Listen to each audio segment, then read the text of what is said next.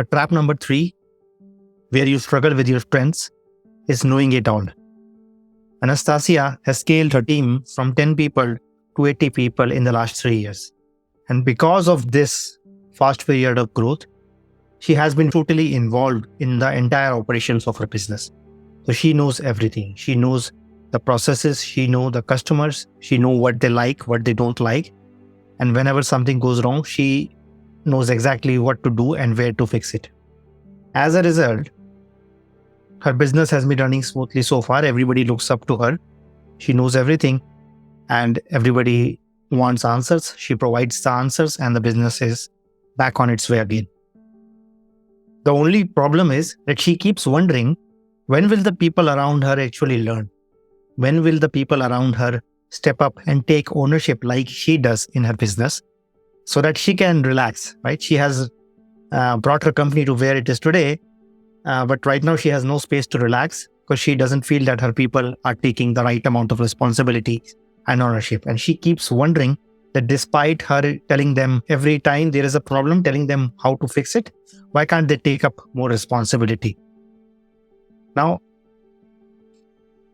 you might be seeing the trap here, right? The trap here is that because that she knows everything and because that she is too willing to tell everybody what to do or how to fix whatever problem comes up, what she is not doing or what she is unable to do because of her unconscious habits and patterns is that she is not able to listen to her people. She is not able to connect with them as teammates, as leaders, not able to empower them.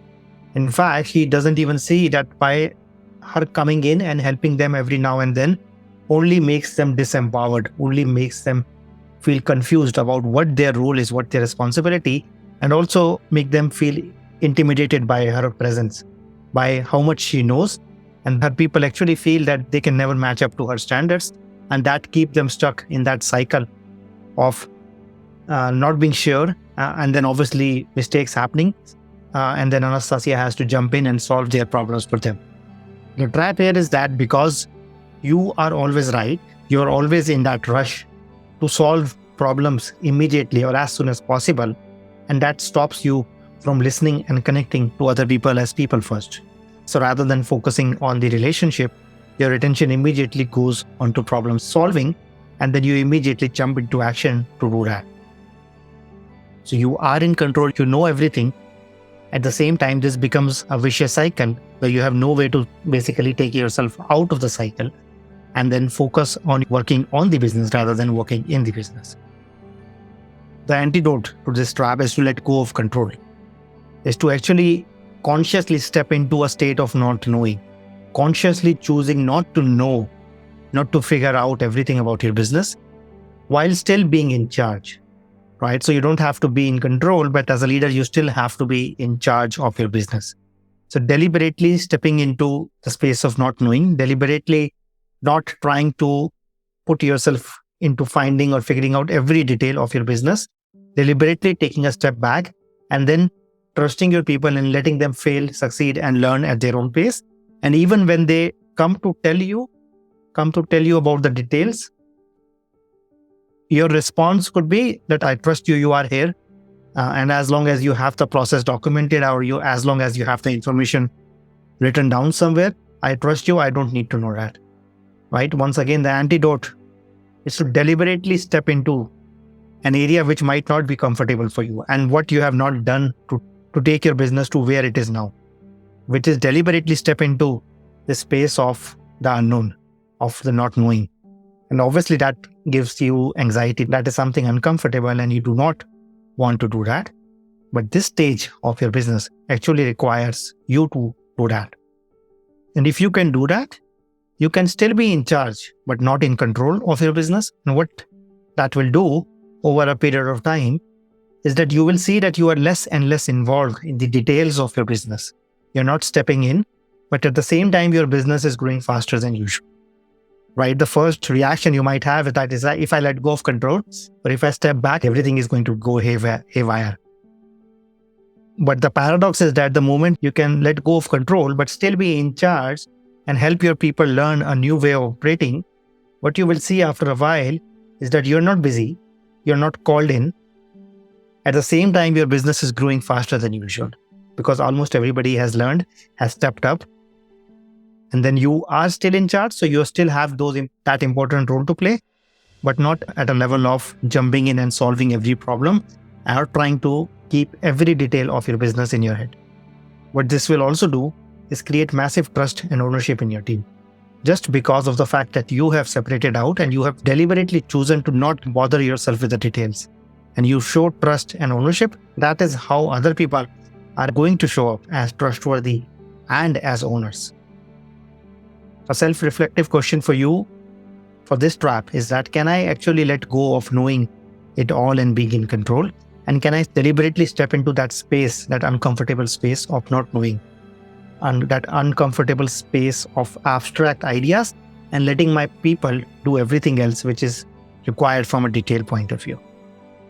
Can I let go of control and still be in charge of my business, of my leadership? The power move for this trap is hire people better than yourself. So start hiring people who are better than yourself. Not just start hiring people who look up to you, but start hiring people whom you can learn from, right? And who can actually deliver on those big commitments and promises that you want them to take. Surround yourself with people who are better than you without being intimidated or without being challenged by that. And to actually see that as a step up in your own leadership. That's one.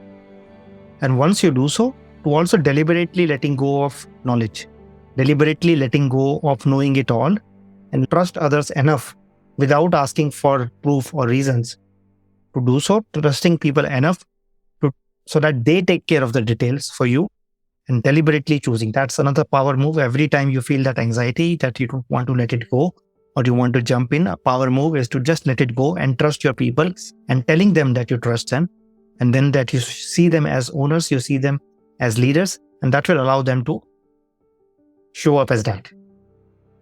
Another power move in this case is to be willing to be proven wrong, to be willing to allow your people to come up with ideas which are better than your own ideas, right? You have a huge pride in where you have brought your organization. You know everything.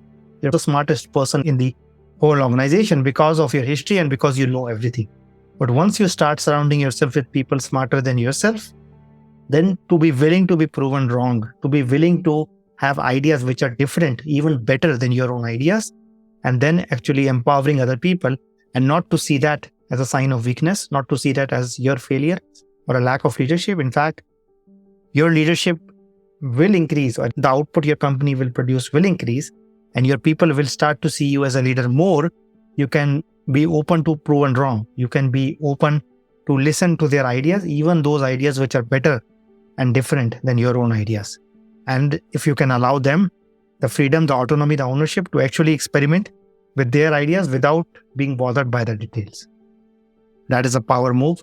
And when that happens, you will see that you are not involved at the level of detail. You're still involved in the level of big picture and strategic thinking. But at the same time, your business is growing faster than ever before.